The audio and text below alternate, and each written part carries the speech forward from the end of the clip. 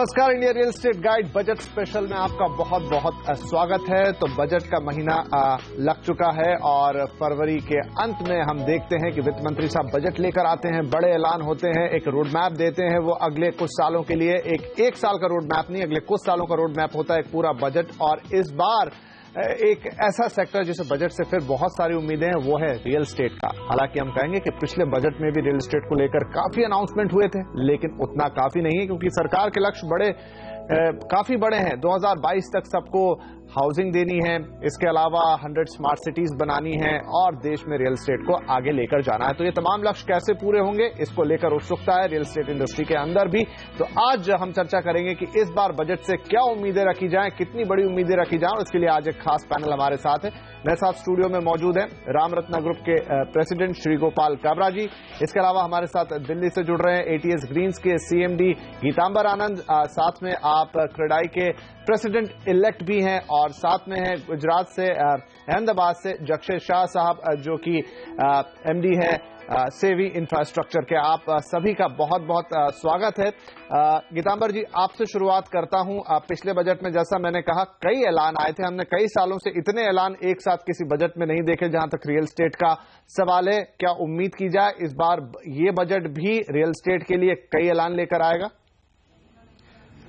बेशक और बिल्कुल विपिन जी, देखिए हम जो इस बार उम्मीद कर रहे हैं वित्त मंत्री साहब से, वो ये है कि आप सेक्टर के लिए जो कर रहे हैं वो ठीक है, लेकिन कस्टमर के लिए, जो हमारा हाउसिंग का जो कस्टमर है, उसके लिए आप कुछ इमीडिएटली रिलीफ दीजिए, ताकि ये जो मिशन 2022 है हाउसिंग फॉर ऑल, वो किसी तरह से पूरी हो सके। और मान लीजिए कि इंडस्ट्री की कुछ जो डिमांड्स हैं, जो लो हैंगिंग फ्रूट है, वो तो है ही है, लेकिन इस वक्त कस्टमर सेंट्रिक कुछ ऐसा इंसेंटिव दीजिए, जैसे कि होम लोन में सब्सिडी दे दीजिए 6% 7% पे होम लोन, जो मतलब हमारे कमजोर वर्ग के भारतवासी हैं उनको होम लोन अगर इस रेट पे मिल जाए और आसानी से मिल जाए, ये एक बहुत बड़ा कदम रहेगा। जैसे क्रेडिट रिस्क गारंटी है, जो बैंक डरते हैं इस वर्ग के लोगों को लोन देने के लिए, उसको जरा और सपोर्ट किया जाए इस फंड को, जो क्रेडिट रिस्क गारंटी फंड है, ताकि बैंक्स दे सके एग्रेसिवली। ये एक लो हैंगिंग फ्रूट है जो इमीडिएटली किया जा सकता है। बाकी हमारी जो मांगे हैं वो तो है ही हैं। सबसे बड़ी मांग ये है कि टैक्सेशन को रैशनलाइज करने की बहुत बड़ी जरूरत है। कुछ इमीडिएट कंसर्न्स हैं हमारे, जैसे सेक्शन 43C है, जो सर्कल रेट को लेके एक टैक्सेशन बन गई है कस्टमर के ऊपर भी और सेलर के ऊपर भी। ये इमीडिएटली हटाने की जरूरत है, क्योंकि इसकी वजह से बहुत नाजायज हो रहा है, नाजायज, और कस्टमर भी सफर कर रहा है, इंडस्ट्री भी सफर कर रही है। कुछ एक सेक्शन 24 है, जहां जिसमें अगर कोई प्रोजेक्ट 3 साल में कंप्लीट नहीं होता तो कस्टमर होम लोन पे इंटरेस्ट का जो वेवर है इनकम टैक्स में, वो ले नहीं सकता। तो ये भी इसको रैशनलाइज करने की जरूरत है, क्योंकि आज के माहौल में 3 साल में प्रोजेक्ट की परमिशंस नहीं आ रही तो प्रोजेक्ट कंप्लीट कैसे होगा। ये दूसरा है। तीसरा है, हमारे डेवलपर्स पे अनसोल्ड इन्वेंट्री पे स्टॉक लगा दिया गया है, ये सोच के कि हम लोग जानबूझकर अपने स्टॉक को नहीं बेचना चाहते ताकि हम मुनाफा और कमा सकें। ये गलत है। मार्केट सबको पता है रियल एस्टेट की इस वक्त काफी स्ट्रेस में है, और कोई भी अपनी मर्जी से स्टॉक होल्ड नहीं कर रहा। और जब स्टॉक बिक ही नहीं रहा, क्या आप उसको क्वालिफाई करेंगे कि ये स्टॉक अब ये जबरदस्ती एक डेवलपर होल्ड कर रहा है, इस पे अब होल्डिंग टैक्स लगाना चाहिए? ये गलत चीजें हैं, लो हैंगिंग फ्रूट है, इसको इमीडिएटली एड्रेस करना चाहिए। मांगे तो और बहुत सी हैं विपिन जी, जैसे जैसे चर्चा बिल्कुल लगी रहेगी तो फिर उससे चर्चा आगे बढ़ाएंगे उस पर। तो इससे पहले कि जक्षय साहब के पास जाऊं, काबरा साहब आपका व्यू लेना चाहूंगा। एज एन लाइट इंडस्ट्री आप क्या चाहते हैं, क्योंकि रियल एस्टेट अकेला नहीं, उसके साथ बहुत कुछ जुड़ा हुआ है। देखिए, ऐसा है कि आज अगर सबसे अधिक किसी सेक्टर को जरूरत है तो रियल एस्टेट को जरूरत है, सरकार की मदद की। और अभी एक स्टडी की थी हमने, किसी के साथ बैठा था, मैं राकेश जी के साथ बैठा था, कि हिंदुस्तान में एवरेज आदमी जो मकान लेता है उसका रीपेमेंट का साइकिल जो 18 से 22 साल का होता है, उतनी इनकम और फ्लैट लेने के बीच में, बिल्कुल, जो कि पूरी दुनिया में ये एवरेज जो होता है आदमी का 5 से लेकर 7 साल के बीच में वो घर लेता है और अपना EMI सारा चुका के घर उसका अपना बन जाता है। हमारे देश में सबसे ज्यादा है। हमारे देश में सबसे ज्यादा है, क्योंकि हमारे यहाँ जो देश में जो प्रॉपर्टी के भाव है और जो लोगों की इनकम, ये गैप अपने आप में बहुत बड़ा है। इसको गैप को अगर हम कम कर सकते हैं, मैं ये तो नहीं चाहता कि बिल्डर को बोले कि भाव कम कर दो, बिल्डर की भी एक अपनी सीमा है। तो सरकार के हाथ में अगर पॉलिसी चेंज करके, जैसे सिंगल विंडो अप्रूवल है, बजट का विषय नहीं, लेकिन अगर सिंगल विंडो अप्रूवल हो, कुछ डिपार्टमेंट कम हो जाए, जिससे ह्यूमन टू ह्यूमन रिसोर्सेज कम होने से कॉस्ट छोटे लीकेज जाए, उससे काफी कुछ कम हो सकता है। लेकिन जो ब्याज का इंसेंटिव या ब्याज की सब्सिडी एक इस प्रकार से की जाए कि कहीं ना कहीं सरकार को ये सोचना है, ठीक है हम इतना बड़ा गैप एक साथ में पूरा नहीं कर सकते, लेकिन इस प्रकार की एक प्रावधान हो, इस प्रकार का एक देश में एक वातावरण बने कि एवरेज 10 से 12 साल में आदमी अपना जैसे अपना घर लेता है तो उसका कर्जा 10 से 12 साल में उसका पूरा चुक के वो अपने आप में एक स्वावलंबी बन जाए और आगे की जिंदगी जिए, ताकि इससे एक मार्केट में वॉल्यूम आएगा, मार्केट में डिमांड आएगी, लोगों का जीवन स्तर सुधरेगा। दूसरा क्या है कि जब तक इंडस्ट्री में वॉल्यूम नहीं बढ़ेगा तो कॉस्ट भी कैसे कम होगी। राइट। तो इस चीज को ध्यान में रखते हुए इस सेक्टर के ऊपर एक ऐसी कोई व्यवस्था हमको करनी चाहिए कि इसमें ये जो गैप है कंज्यूमर के दृष्टिकोण ये फुलफिल होना बहुत जरूरी है, तो ही ये मार्केट अपने आप में एक मैच्योर्ड मार्केट बनेगा। राइट। दक्षे साहब की राय ले लेते हैं। गीतांबर साहब को हमने सुना, काबरा साहब के विचार यहां पर आए। दक्षे भाई, लेकिन इंडस्ट्री जो हमेशा एक मांग करती रही है, लिक्विडिटी की प्रॉब्लम है, फंडिंग की प्रॉब्लम है, आपको लगता है इस बजट में एड्रेस की जाएगी? हालांकि पिछले बजट में भी कुछ आया था कि आप किस तरह से फॉरेन इन्वेस्टमेंट ले सकते हैं, फॉरेन फंड्स को कैसे ला सकते हैं, लेकिन इस बजट में कोई और कॉन्क्रीट ऐलान होता हुआ आपको लग रहा है? विपिन जी, ऐसा है कई वर्षों से हाउसिंग सेक्टर, हाउसिंग इंडस्ट्री और रियल एस्टेट सेक्टर काफी तरह से इग्नोर किया हुआ गया है, बल्कि इसका जीडीपी में बहुत महत्वपूर्ण भाग है। अगर हमको डबल डिजिट तक आने वाले साल में पहुंचना है तो एक ऊपर से पुश एंड पुल मतलब विपिन जी, रियल एस्टेट इंडस्ट्री सेक्टर को इंफ्रास्ट्रक्चर स्टेटस का दर्जा देना पड़ेगा। इससे काफी तरह के प्रोजेक्ट्स आगे आएंगे और खास करके एफोर्डेबल हाउसिंग है उसको इंफ्रास्ट्रक्चर स्टेटस का दर्जा देना पड़ेगा।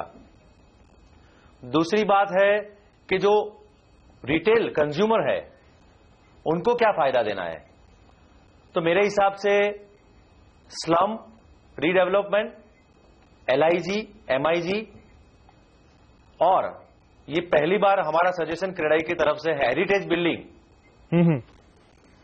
उसका TDR के इनकम पर 100% एग्जेम्पशन देना चाहिए। उससे 2-3 बातें बनेगी। एक तो आपका हाउसिंग फॉर ऑल 2022 का जो स्वप्न है प्रधानमंत्री जी का और ये गवर्नमेंट का, वो काफी हद तक उसमें मदद मिलेगी।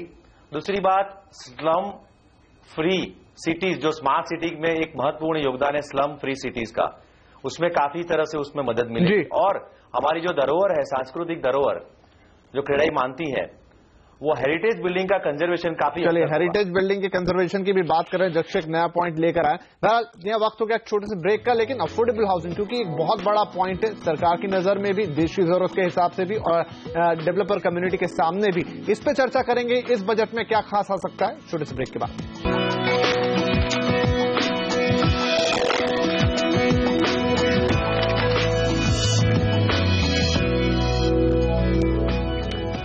Welcome back. आप देख रहे हैं इंडिया रियल एस्टेट गाइड का बजट स्पेशल। यहां पर जोरदार चर्चा चल रही है, हमारे सभी मेहमान हमारे साथ बने हुए। गीतांबर साहब, ब्रेक से पहले अफोर्डेबल हाउसिंग का जिक्र आया, तो जैसा हमने शुरुआत में भी कहा कि सरकार का पूरा फोकस है 2022 तक सबको घर देने के लिए। जाहिर है बहुत बड़ा लक्ष्य है, इतनी आसानी से तो पूरा होने नहीं वाला। आपको लगता है अफोर्डेबल हाउसिंग को लेकर कुछ पुरानी स्कीम्स ले लीजिए, एग्जाम्पल के तौर पर ATI भी हो गया, या आप कहें कि सिर्फ अफोर्डेबल हाउसिंग को इंफ्रा का दर्जा दे दिया जाए, ऐसे कुछ ऐलान आते हुए क्या हम देख सकते हैं? विपिन जी, विश तो सेक्टर की यही है कि ये ऐलान आए, क्योंकि जो आंकड़े हैं वो ये हैं कि अगर आप tier 1 urban areas, urban India की बात करें तो कम से कम आज की तारीख में 2 करोड़ मकानों की जरूरत है, जिसमें कि मोस्टली जो मास है वो अफोर्डेबल हाउसिंग की रिक्वायरमेंट है। और अगर आप रेस्ट ऑफ इंडिया की बात करें तो इसमें 4 करोड़ मकान आप और जोड़ लीजिए, तो मोटा मोटी 6 करोड़ मकानों की जरूरत है, जिसमें 90% अफोर्डेबल मकान चाहिए। अब अगर प्राइवेट सेक्टर इस स्पेस में नहीं आता तो गवर्नमेंट के बस में नहीं है कि ये 7 साल में ये मकान दे पाए। वैसे प्राइवेट सेक्टर के आने के बावजूद भी ये बहुत बड़ा चैलेंज है। अब प्राइवेट सेक्टर इसमें क्यों आए? क्योंकि एक तो इसमें इनहेरेंट चैलेंजेस हैं, एक दूसरे दूर वाले कई लोकेशन में काम करना, एक नई जगह जाके काम करना, जैसे आपने अभी सिंगल विंडो क्लियरेंस वगैरह वगैरह की बात करी। दूसरी, cost of funds to the private player. हमारी रियल एस्टेट की रिस्क वेटेज इतनी जबरदस्त बना रखी है कि भाई हमको बैंक लोन देता भी है तो बड़े महंगे दर्जे पे देता है। तो एक जो बात है कि अफोर्डेबल हाउसिंग को 100% इंफ्रास्ट्रक्चर स्टेटस मिलना चाहिए ताकि कॉस्ट ऑफ फंड्स डाउन हो डेवलपर के लिए।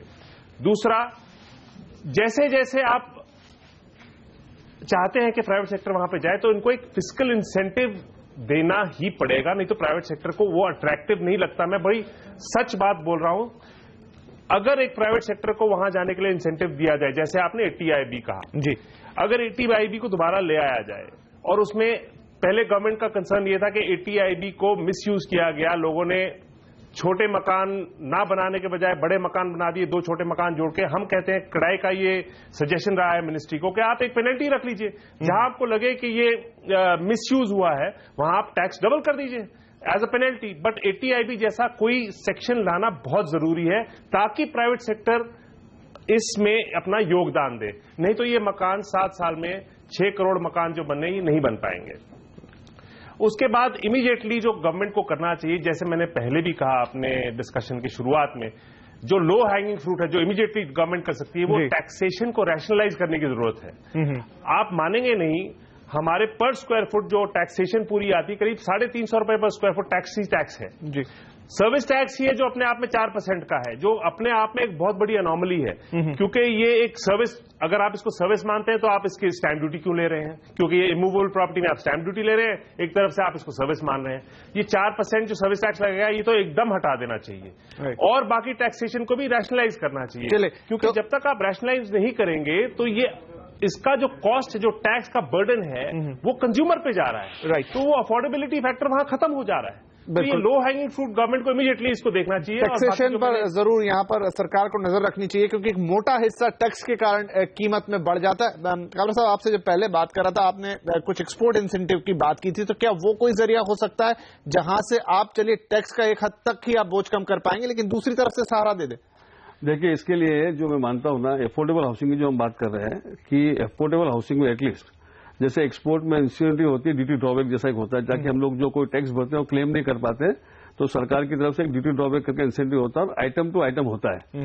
तो मेरे हिसाब से अफोर्डेबल हाउसिंग के लिए एक 5% की स्कीम जो उनका सेलिंग प्राइस होता है उसके ऊपर अगर हम लोग ऐसा ड्रॉबैक या एक पर्टिकुलर नाम तो कुछ भी नया आएगा, तो ड्रॉबैक तो हो नहीं सकता क्योंकि एक्सपोर्ट के लिए स्कीम है, लेकिन अफोर्डेबल इंसेंटिव या कोई भी एक इंसेंटिव का नाम देके 5% की इंसेंटिव जो बिल्डर का जो सेल्स वैल्यू होता है उसमें देने से उसमें सरकार को नुकसान नहीं, क्योंकि सरकार ने ऑलरेडी कुछ पैसे केंद्र सरकार सर्विस टैक्स के माध्यम से या अपना जो उसमें रॉ मटेरियल यूज है उसमें एक्साइज के माध्यम से रुपए सरकार के पास आए हुए हैं। तो उसमें से अगर वो 5% जैसा इसमें देती है तो ये काफी एक सुविधा होगी और बिल्डर को एडवांटेज होगा, और इससे कॉस्ट कहीं ना कहीं कम आएगा। लगेगा कि सरकार भी इस चीज में वाकई में चाहती है। इसी अनाउंसमेंट एक अलग चीज है, वाकई में अब आज ये टाइम आ गया कि रियल में कुछ ऐसी स्कीम अनाउंस हो जिससे लोगों को लगे कि सरकार वाकई में अफोर्डेबल हाउसिंग के लिए कुछ कर रही है और करना चाहती है। राइट। चलिए, तो ये कुछ वो उपाय हो सकते हैं जो तुरंत किए जा सकते हैं सरकार की तरफ से, अगर अफोर्डेबल हाउसिंग का सपना उन्हें पूरा करना है। तो यह वक्त हो गया एक और छोटे से ब्रेक का।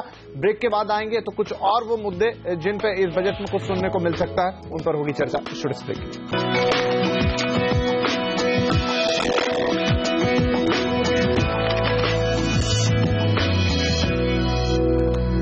Welcome back. आप देख रहे हैं इंडिया रियल एस्टेट गाइड का बजट स्पेशल। यहां पर चर्चा जारी है कि किन ऐलानों की उम्मीद कर सकते हैं इस बार बजट से, और एक महत्वपूर्ण ऐलान जिसका पिछले बजट में भी जिक्र हुआ था और उम्मीद है कि इस बार एक सफाई आएगी, वो ये हो सकता है रीट्स के ऊपर। रीट्स का ऐलान पिछले बजट में फाइनेंस मिनिस्टर की तरफ से आया था, लेकिन टैक्स पास थ्रू स्टेटस दिया भी था पर सफाई नहीं थी। जक्षी साहब, आप भी कमर्शियल रियल एस्टेट में है, कमर्शियल बिल्डिंग्स बनाते हैं, आपको लगता है कि रीट्स पर थोड़ी और सफाई आ जानी चाहिए, क्योंकि एक बड़ा जरिया होगा निवेशकों को दूसरी तरीके से रियल एस्टेट में लाने का और साथ में डेवलपर्स के लिए भी फंडिंग का एक नया जरिया खोलने का? हमको काफी उम्मीद है विपिन जी। रीट्स में तो काफी खाली एक सिंपल सा राइडर आया था, उसमें बारे में कुछ आगे कुछ काम नहीं किया हुआ है। उसमें रीट्स में छोटे से छोटे इन्वेस्टर को लेके और या बड़ी इंस्टीट्यूट उसमें कैसे उसमें आगे आए और इजी एंट्री और इजी एक्सिट कैसे हो और इन्वेस्टर को भी लाभ कैसे हो, आई थिंक उसके बारे में काफी हमको उम्मीद है इस बजट में। लेकिन उससे ज्यादा महत्वपूर्ण दो चीज है विपिन जी।